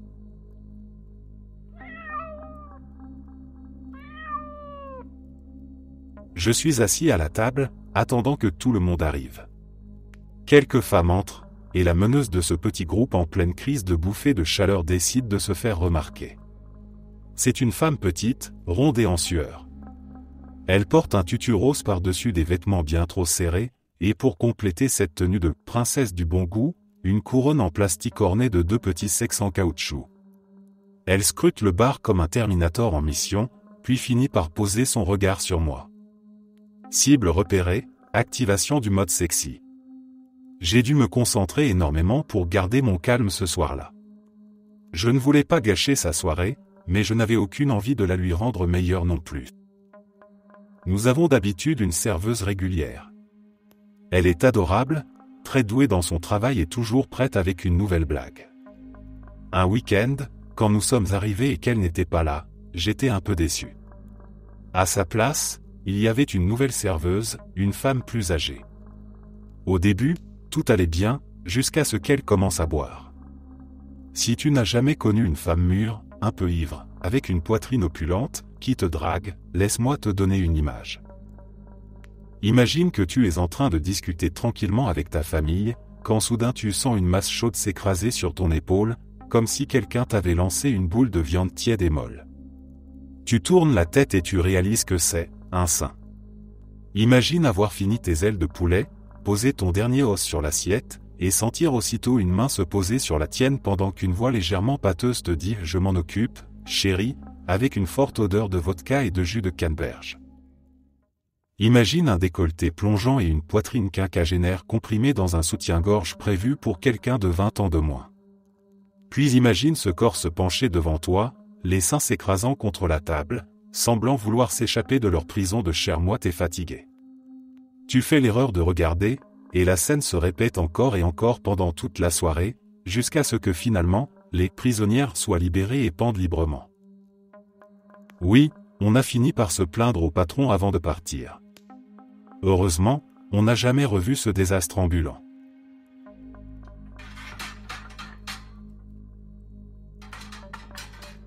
Je connaissais une femme mariée et qui vivait dans une grande maison de banlieue, mais elle détestait ouvertement son mari. C'était évident qu'elle restait avec lui uniquement pour l'argent et le confort que leur vie lui apportait. Son fils, lui, était l'un de mes bons amis, et c'est chez eux qu'on se retrouvait souvent. Elle voulait passer pour la mère cool, celle qui comprend les jeunes et ne dit jamais non. Alors on se réunissait là-bas en groupe, on buvait un peu, on faisait du bruit, et elle laissait faire. Parfois elle fermait les yeux, parfois elle participait à moitié, avec ce petit air complice qu'on ne savait pas trop comment interpréter.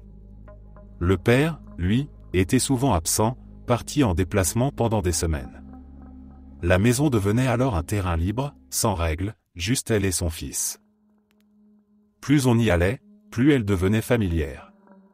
Elle ouvrait sa cave à vin, nous disait de nous servir ce qu'on voulait. Elle buvait aussi, pas avec nous, mais pas loin, toujours dans le coin, à portée de regard. On sentait qu'elle écoutait nos conversations, qu'elle observait sans vraiment cacher son intérêt. Au début, c'était juste étrange, puis ça a commencé à devenir dérangeant. Quand on riait entre nous, qu'on faisait des blagues un peu idiotes de fin de soirée, elle s'incrustait parfois dans le jeu. Elle lançait une remarque douteuse ou se permettait un geste trop familier. Moi, j'essayais de ne pas réagir. Ce n'était pas seulement parce qu'elle était lointaine physiquement, mais parce qu'il y avait quelque chose de déformé dans son attitude, comme si elle cherchait à exister à travers nous. Son visage trahissait la fatigue, une sorte d'amertume qui rendait ses tentatives encore plus gênantes. Un jour, tout a dérapé. On était dehors, un peu ivres, en train de parler de sexe comme des ados stupides. Elle est sortie de la maison, a pris les filles à part, et sans prévenir, elle a sorti une banane pour leur faire une démonstration. Un vrai cours, dit sur le ton de la confidence, avec des gestes précis et un sérieux dérangeant. Deux des filles se sont mises à rire nerveusement, mais ma copine, elle, est restée figée.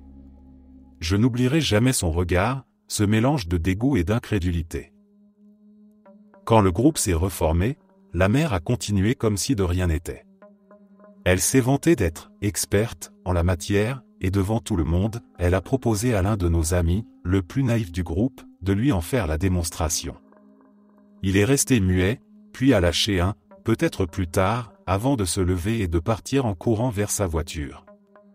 Il a failli tomber dans le feu de camp en s'échappant, ce qui aurait pu être drôle dans un autre contexte, mais personne n'a ri. On est resté là, sans un mot, à regarder la nuit s'épaissir autour du jardin. Après le lycée, son fils a quitté la ville et elle a fini par partir aussi.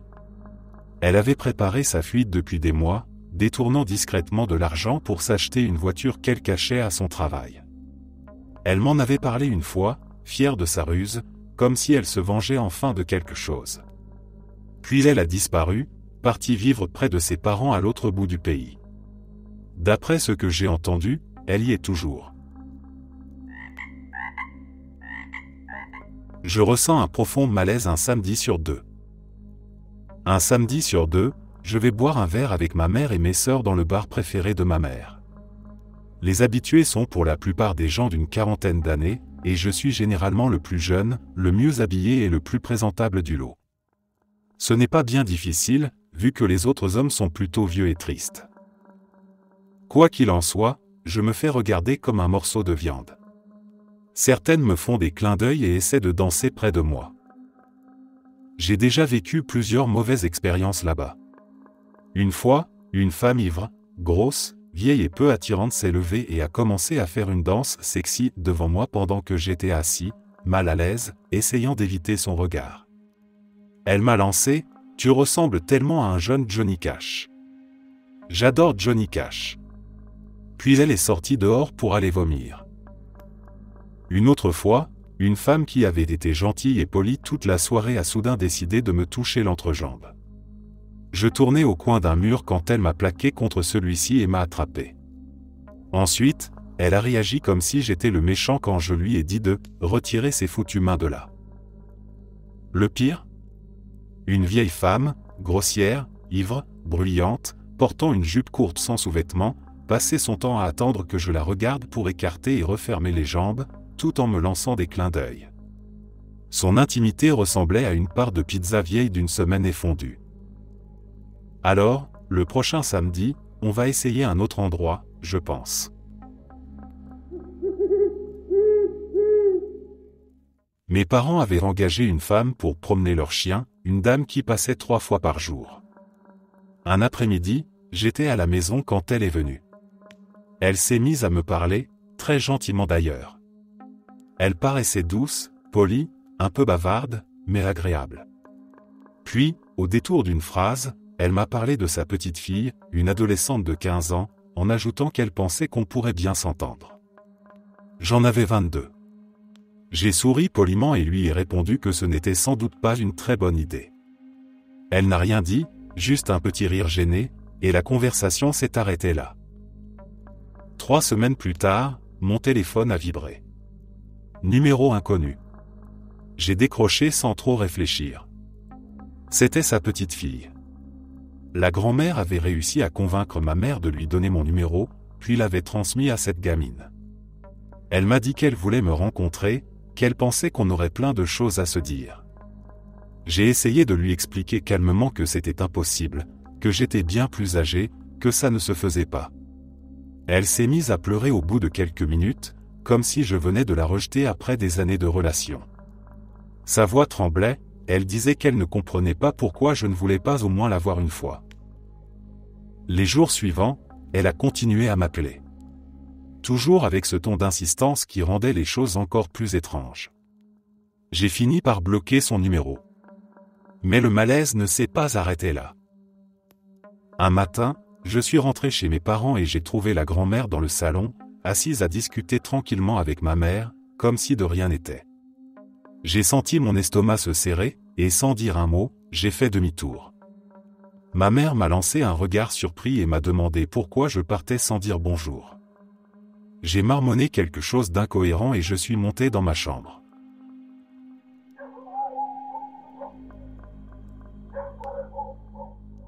Je suis une fille, mais mon ex-meilleur ami mérite clairement de figurer dans ce genre d'histoire.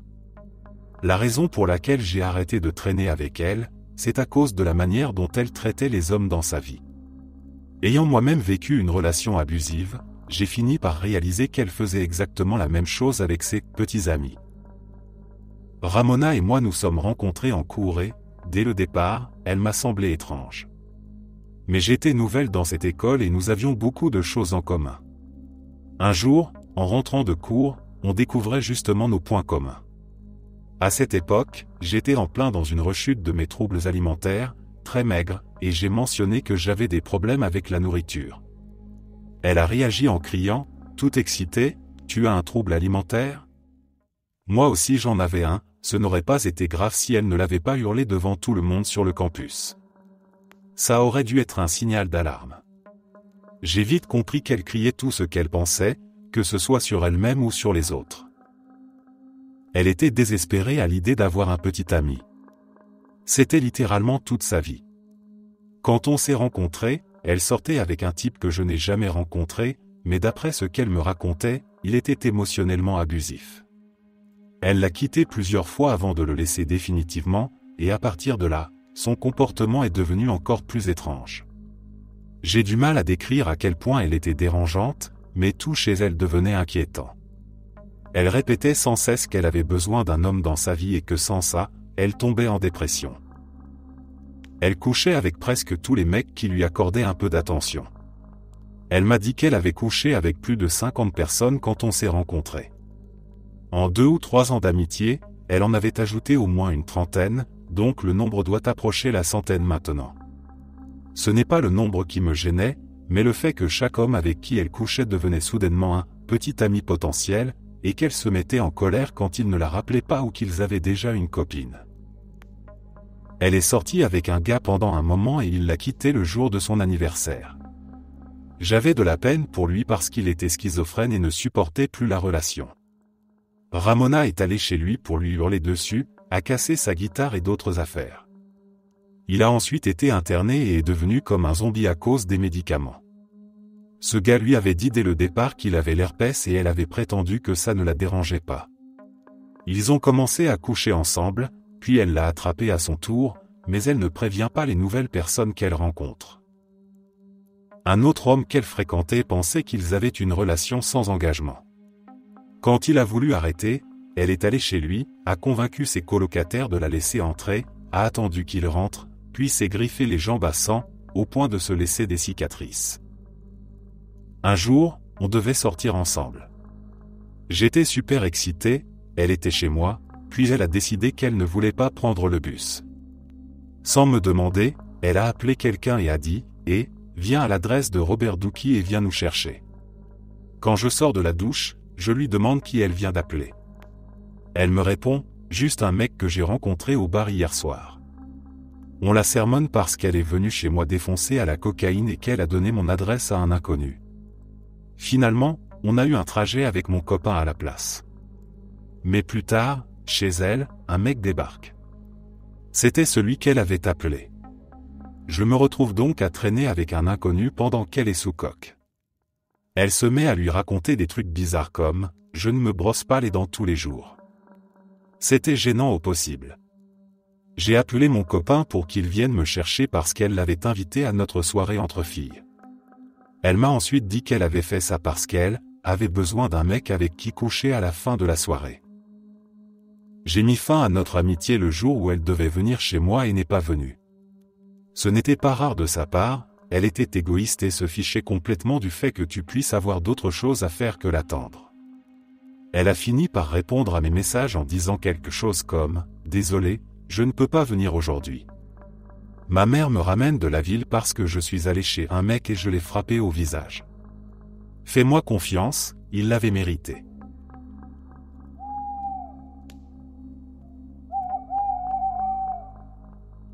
J'étais dans mon pub habituel il y a quelque temps, assis au comptoir, quand une jeune femme est venue s'installer à côté de moi.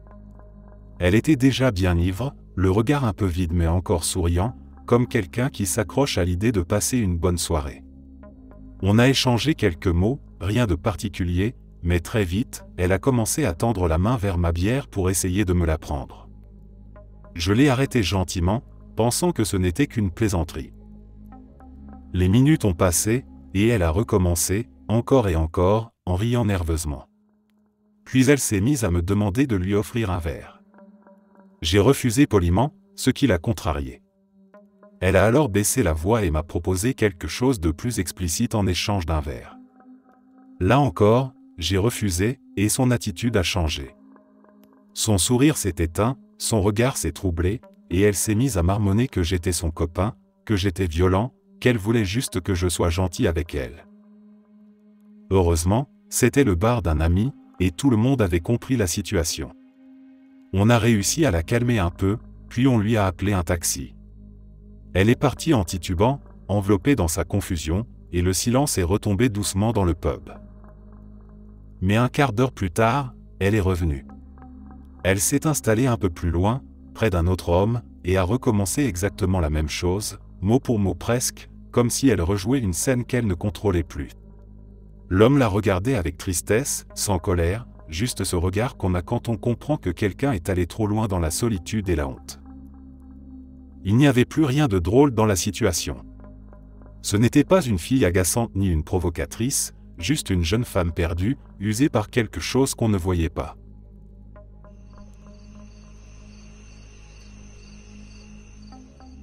Il y a eu cette fille que j'avais rencontrée sur OkCupid.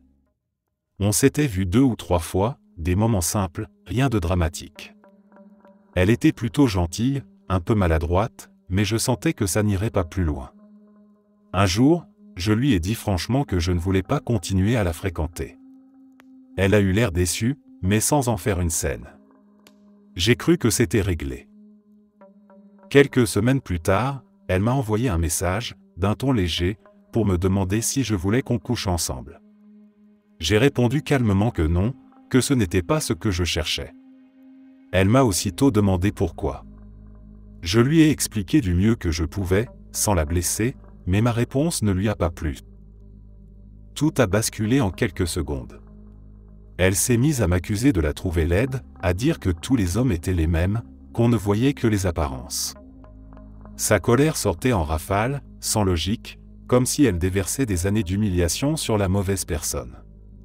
Je n'ai même pas essayé de répondre. J'ai laissé passer la tempête, puis j'ai coupé tout contact. Je n'ai plus jamais eu de nouvelles d'elle. Elle a gardé ma cartouche de Pokémon pour la DS, un petit souvenir oublié dans le désordre de tout ça. Parfois, en y repensant, ce n'est pas la colère que je ressens, juste une sorte de tristesse discrète. Elle n'était pas méchante, seulement blessée, et moi, j'ai préféré m'éloigner avant que ça fasse plus de mal à l'un comme à l'autre.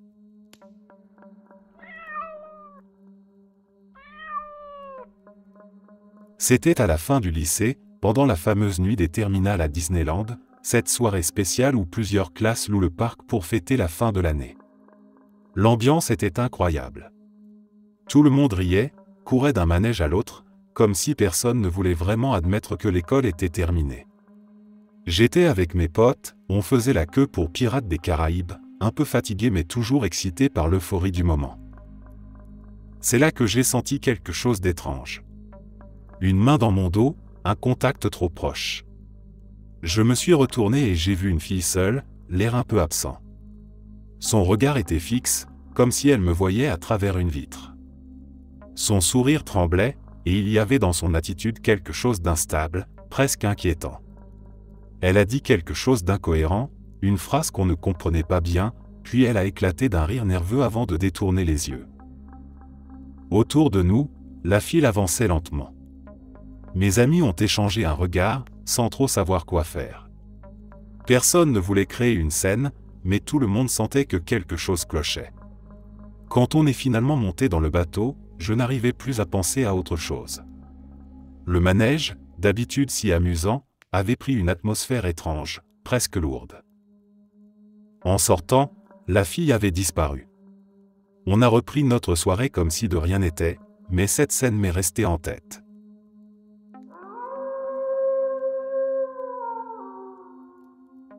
On va l'appeler Kim la dingue, pour faire simple.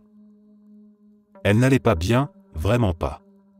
J'ai vécu avec elle un moment, d'ailleurs, techniquement, je vis encore sous le même toit.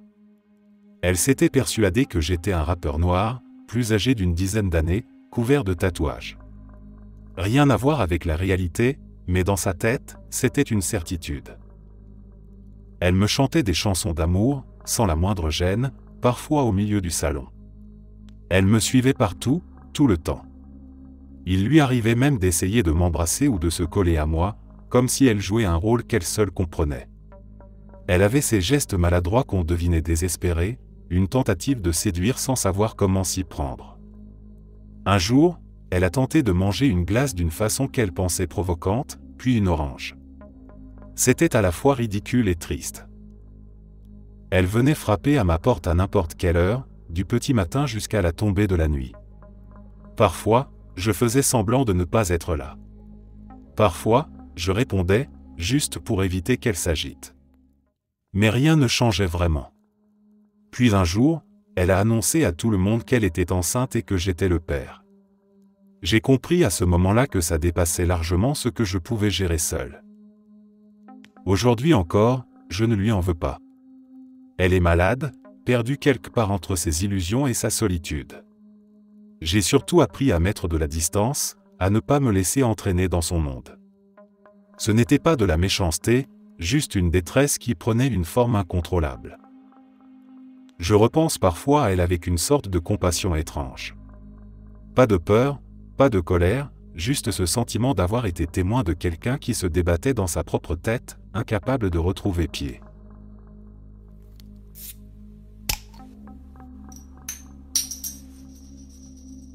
J'avais 22 ans, une période où j'avais enfin commencé à prendre soin de moi.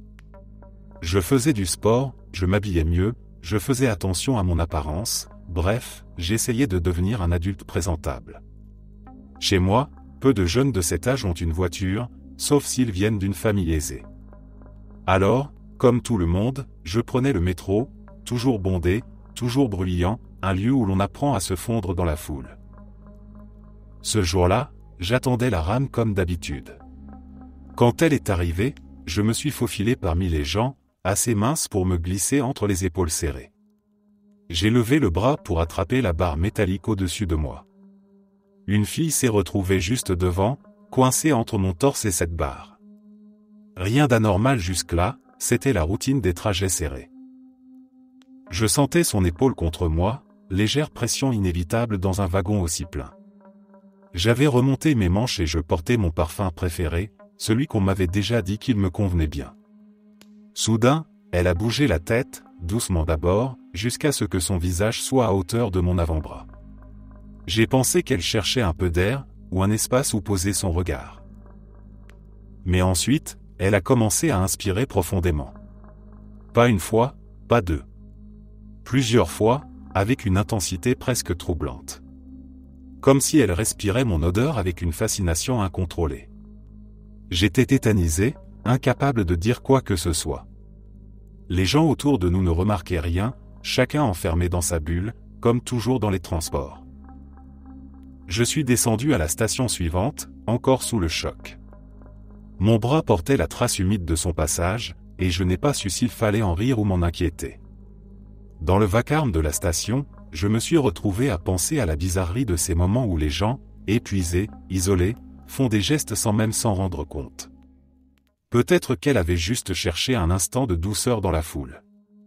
Ou peut-être qu'elle n'était simplement pas tout à fait là, perdue quelque part entre la fatigue et la folie du métro.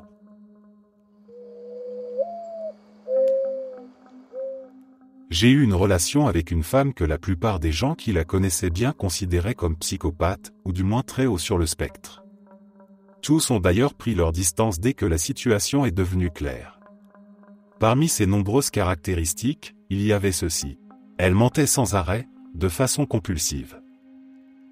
Elle forçait ses enfants à adhérer à ses délires de noblesse écossaise, persuadés d'avoir des origines aristocratiques et d'être issus d'une famille riche, alors que tout cela était entièrement faux. C'était son identité, sa façade. Elle a accusé, à tort, son deuxième mari d'avoir abusé sexuellement d'elle et de leur fils avec un objet fabriqué en béton, ce qui a eu pour conséquence qu'il n'a pas pu revoir son enfant avant sa majorité. Elle a refait la même chose avec son troisième mari et leur fille, cette fois en inventant une histoire plus classique d'abus pédophiles.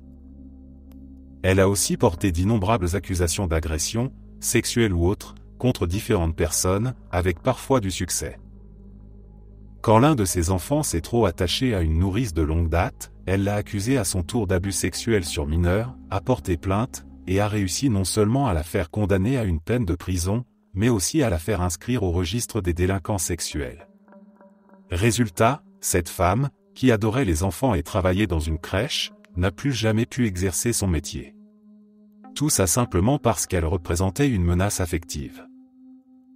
Et puis il y a eu cette phrase, restée célèbre dans notre entourage, le vicaire du village a un jour dit à son premier mari, « Je ne dis pas cela à la légère, mais ce n'est pas seulement une mauvaise personne. Elle est maléfique. » Et les gens ne deviennent pas maléfiques. Ils naissent comme ça. Je n'y croyais pas au début. Mais avec le temps, j'ai fini par comprendre. Toutes ces émotions étaient feintes. Elle les utilisait de façon stratégique pour obtenir quelque chose, de la sympathie, de l'attention, du pouvoir. Toutes ces relations existaient tant qu'elles lui apportaient un bénéfice, jusqu'à ce que le masque tombe. Je ne sais pas si je crois totalement à cette idée d'un mal inné, mais cette phrase résume bien la perception que la communauté avait d'elle. Surtout venant d'un vicaire anglican, d'ordinaire si mesuré et doux. Et cette femme, c'était ma mère. J'ai finalement déménagé pour vivre chez mon beau-père à 16 ans, j'ai laissé derrière moi tout le chaos émotionnel et comportemental qu'elle avait semé en moi, et aujourd'hui, je vis heureux, sur un autre continent. J'ai une vision saine des femmes, grâce à mes sœurs et à mes amis. Et pour ça, je remercie sincèrement la vie.